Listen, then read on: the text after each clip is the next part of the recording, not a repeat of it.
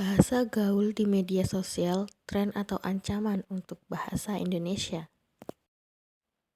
Bahasa gaul dan slang adalah bagian dari perkembangan bahasa yang cepat berubah, khususnya di media sosial seperti Instagram, TikTok, dan Twitter.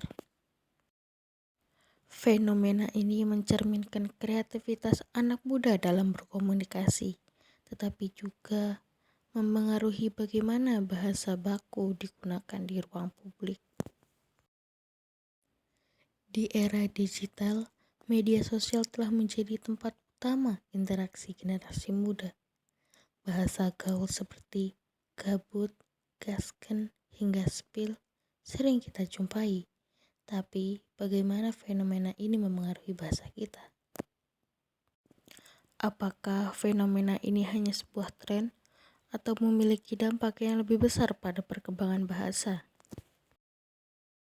Sebelum itu, kita harus tahu terlebih dahulu apa itu bahasa gaul dan slang. Bahasa gaul adalah variasi bahasa informal yang digunakan untuk percakapan santai. Biasanya mencerminkan kreativitas generasi muda.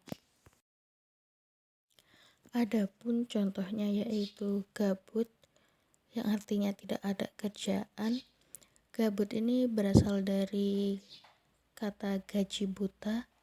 Terus yang kedua ada gasken yang berarti ayo jalan atau lanjutkan sesuatu. Selanjutnya pengertian slang. Slang adalah kosakata baru atau ekspresi yang muncul secara spontan dan biasanya bermakna khusus dalam kelompok tertentu. Contohnya yaitu yang pertama ada kata spill. Spill ini biasanya menceritakan sesuatu yang bersifat rahasia. Kemudian yang kedua ada FOMO atau fear of missing out, yang artinya rasa takut ketinggalan sebuah tren. Jika tadi saya memberikan contoh dari bahasa gaul dan slang, di sini saya akan memberikan contoh tentang fenomena kombinasi bahasa, yaitu penggabungan bahasa. Contohnya ada OTW ngap, vibesnya auto asik.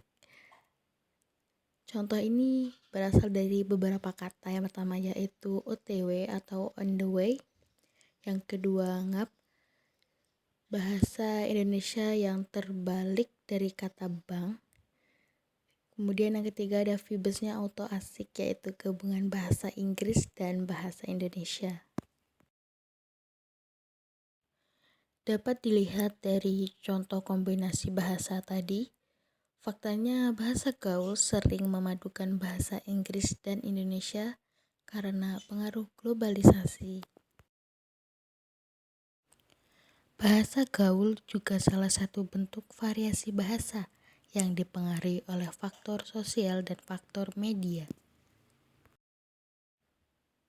Faktor sosial bisa berpengaruh karena generasi muda cenderung menciptakan atau menggunakan kosakata baru sebagai identitas kelompok mereka. Contohnya yaitu generasi Z atau yang biasa kita sebut Gen Z sering menggunakan istilah seperti gabut atau ngap.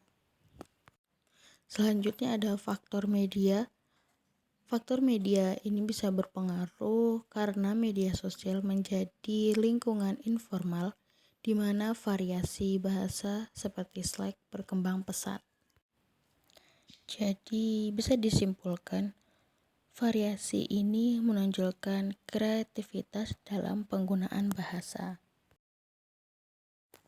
Adapun dampak positif dan negatif yang ditimbulkan dari bahasa gaul dan slang di media sosial ini. Yang pertama ada dampak positif, yaitu membantu anak muda untuk mengekspresikan diri mereka. Dan yang kedua yaitu membuat komunikasi jauh lebih santai dan akrab, sehingga suasana menjadi lebih nyaman. Yang kedua, ada dampak negatif, yaitu berpotensi menurunkan kesadaran akan pentingnya bahasa baku dan juga akan sulit dipahami oleh generasi lain. Jadi, dapat disimpulkan bahwa bahasa gaul adalah fenomena wajar yang mencerminkan kreativitas generasi muda.